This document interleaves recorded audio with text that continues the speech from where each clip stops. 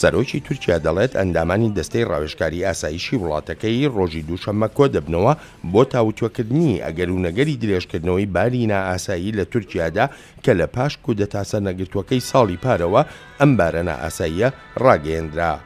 ڕەجەب تەیب ئەردۆغان دەشڵێت بەبێ هیچ دوودڵیەک سزای مردن دادەنێتەوە کاتێک بەرنووسی ئەم سزایە لە پەرلەمانی تورکیادا پەسەند دەکرێت.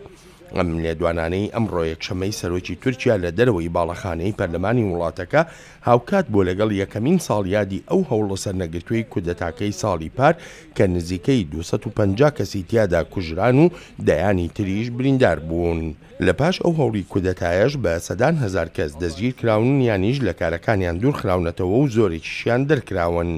ئەوانەش کە ناڕزاییان هەیە بەرامبەر ئەم بارینە ئاساییە دەڵێن ئەم ڕەوشە بۆ بەرەنگاربوونەوەی ئۆپۆزیسیۆنەکانی وڵاتەکە بەکارهێنراوە.